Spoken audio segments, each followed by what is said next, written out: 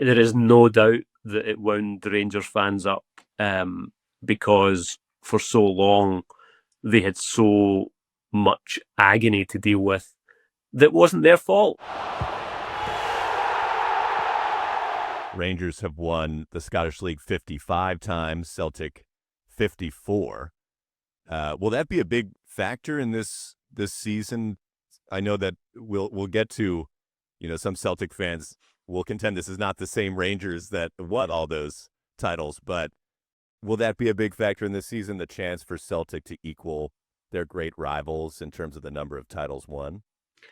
It's an interesting question because Celtic were going a few years ago to make it 10 league titles in a row, and that would have been something that would have broken the record. Both Celtic and Rangers have done what they call 9 in a row, 9 league titles in a row, and there was huge pressure around that season. It's all that anyone was talking about: 9 in a row, 10 in a row.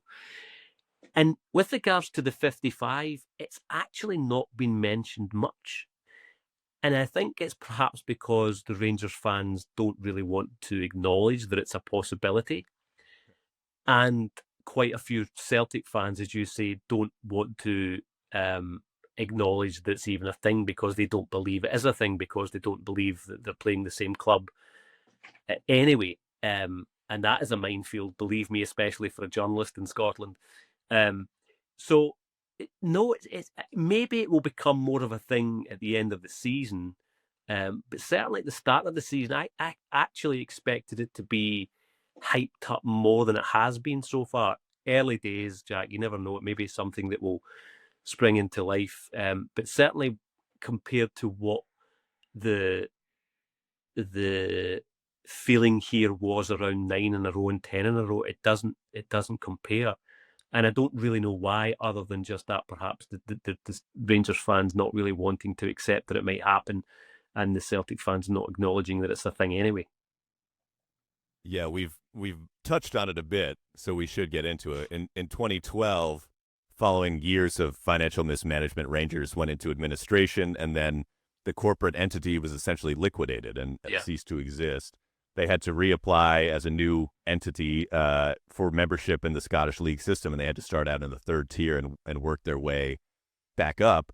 And as a result of all this, some Celtic supporters claim that this is not the Rangers football club that they have done battle with for upwards of 100 years. And they're now trying to call this the Glasgow Derby. They're trying to, discard the old firm name and the idea that they are even locked in this rivalry with Rangers in the way that they were. How prevalent is that among Celtic supporters at this point, that this rush to just discard this altogether? There will be a certain element within the Celtic support, and it must be said, other clubs in Scottish football, who will never, ever accept that Rangers is the same football club that it was pre-2012. It's not something that is sung about or chanted about as much as it was when Rangers had their difficulties. But it's something that football journalists in Scotland, have been very, very keen to avoid talking about because of the online hate that comes your way from one section or the other. You've had to be very, very careful in the terminology that's used. Some Celtic fans will say that you're a coward for not calling out the fact that this is not the same Rangers. Some Rangers fans will abuse you for saying that you're not strong enough in calling out Celtic fans who say that. You can't win, and I'm not, I'm not calling for pity in that. It's just a fact that's what happens. So it's not as much of an issue as it was, but there will be, to the day they die, football fans in Scotland who just won't accept it. They will still cheer as loudly when their team scores against Rangers as they did pre-2012. they will still take the same satisfaction from beating Rangers as they did pre-2012. The hatred is as strong now as it was pre-2012. So the league accepts, whether I think it or not, whether anyone else thinks it or not, the league accepts and have said that they see it as the same Rangers Football Club, and UEFA have said they see it as the same Rangers Football Club. I have seen many documents been sent to me by many fans outlining their position, and they're well entitled to those opinions. But it's a tricky one, Jack, shall we say, a very, very tricky one.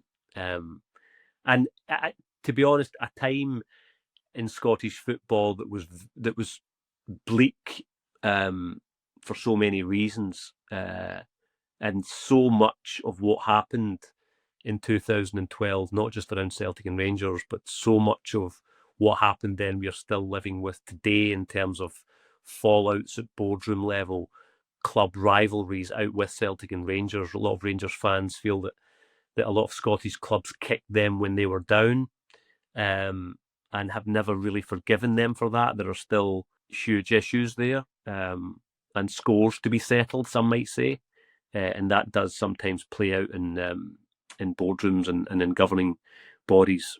Well, we'll avoid clipping up this, putting it on social. That would be kind. On your hate mail. I mean, just from a more, taking a step back, it's the same, to make an argument in one direction, it's the same stadium, the same kits, the same fans in the stadium cheering the team on. In many ways, all the important elements are there for me, for it to be the same club. But taking a step back even from that, for Scottish football, it would seem to be a major loss for everyone, including Celtic fans, if this is no longer a legitimate rivalry. There was talk at the time that I was reading over the last week that, the Scottish League and many teams in it could be in huge trouble because of Rangers' relegation. They couldn't get the same TV deals, the broadcast deals that you mentioned earlier. But also, isn't this what makes us alive? I'm an Arsenal fan. I have a healthy disdain for Tottenham and Chelsea and Manchester United. I don't want them to go away, because if they're not there, or I say that these things don't matter anymore, that I lose something from that. Yeah, I mean, that's the sensible way of looking at it, and I think many people would agree with you.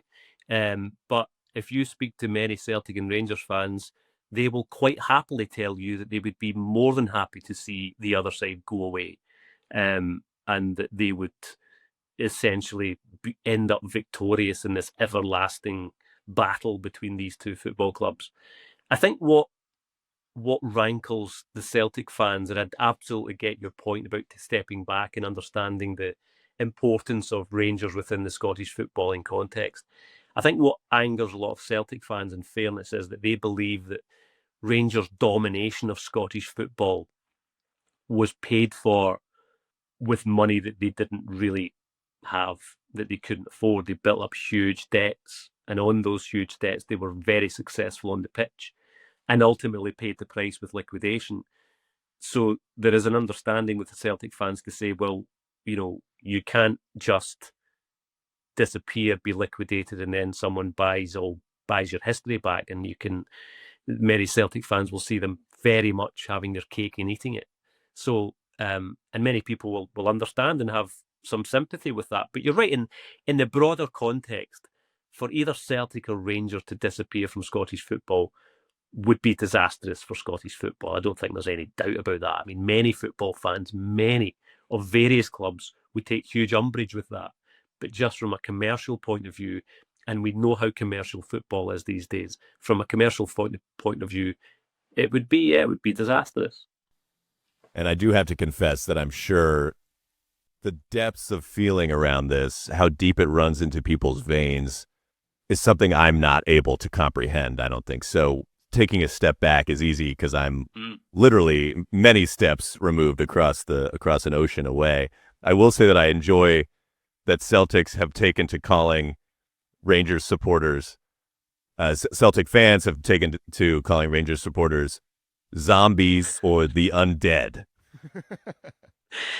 Yeah, I mean there was a lot of banners around that time that were very clever and not very nice, and they do still refer to them as that.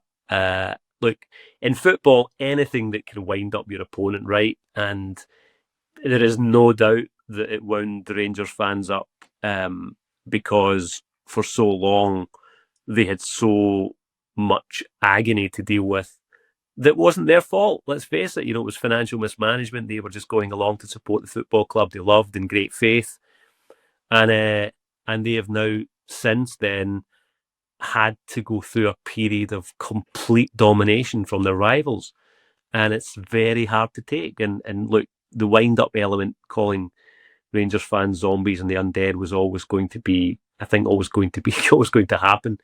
It's just football rivalry, isn't it? It's just a wind up, as we call it here.